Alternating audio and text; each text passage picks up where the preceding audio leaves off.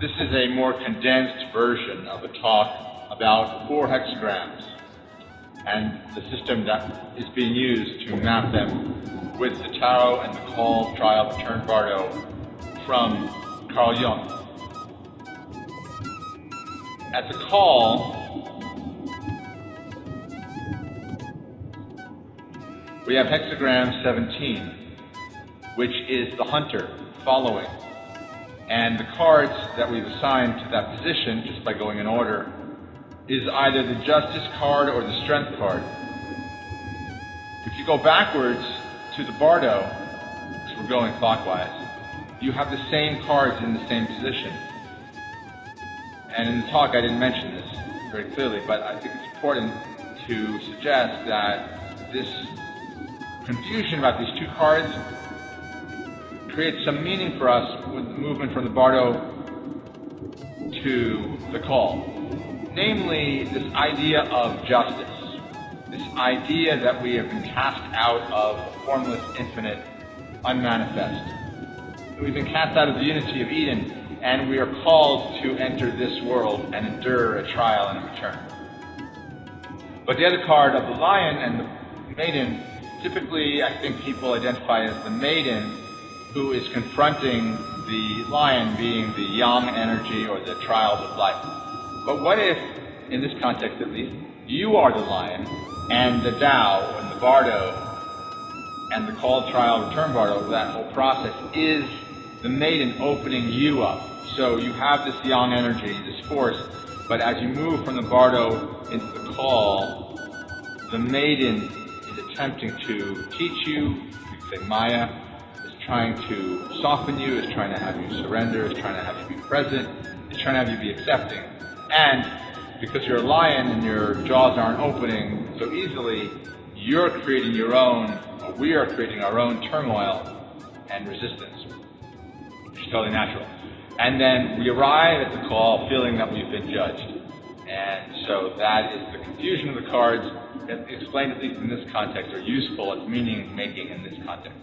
So we go from hexagram 17, following hunter, that receptive quality, being attuned to the sounds of your prey, or in our case, attuned to any resistance or confusion. If we allow confusion, then we have forgiveness and beginner's mind. And then the trial will be one of release and untanglement, which is aligned in our system, at least in this incident, to hexagram 40, which is the release, the untangling, and the hermit withdraws from society, no longer thinks he is the self-image, or at least that's the intention. So not putting something out there as I'm this image, and Taoist monks in the woods is what comes to mind for me when I see the hermit card, and the pursuit of truth, the lantern is all that matters. So that's the release, that's the deliverance, that's the untangling. And hexagram 40 is associated with that. And so in this context of the trial, then you're not thinking that you're the self-image, and it's not your business what arises, whether you're released from a habit or the habit arises. Again and again, it's a negative adaptive child, negative free child, negative controlling parent, negative nurturing parent, Cartman's drama triangle, KDT, and your enneagram fixation. It's just arising. It's not your business to stop it. It's just your business to be the witness, to be curious, to be open, to see if you can untangle with compassion. And then in the third position, where we have the Wheel of Fortune, we have hexagram 52. Again, hexagram 52 was drawn. The other cards were just placed in order.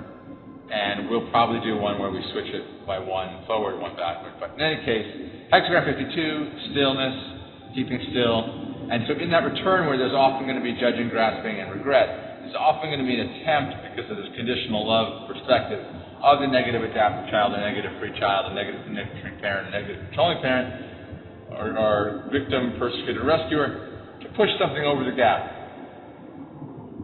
The gap is hard to define. We call it the bardo. You can call it a neurological refresh, where there's a moment where there's a gap between thoughts. In any case, whatever it is, it's this, often this is an attempt to judge and grasp and regret and guilt, to cause something to happen in the future, or to judge something that happened in the past. But what we're saying with keeping still is we let it go. We just enter the bardo, we dissolve into the We just dissolve into the bardo. And so then in the bardo we get hexagram 10, treading, often related to conduct. What is our conduct when we're entering the bardo? Well, it's dropping boundaries, dropping direction. And then we encounter these same cards again, which is justice and strength. And so the bardo, we could say the bardo is prying us open. We are the lion. And if we allow ourselves to dissolve, if we allow boundaries to collapse, in life, sometimes you need boundaries, obviously, but in the bardo, you don't want to hold on to your boundaries. So the lion lets his jaws release. You, the lion, you, the ego, let the jaws release, and then there's an opening that occurs. And so that's a shorter version of that talk.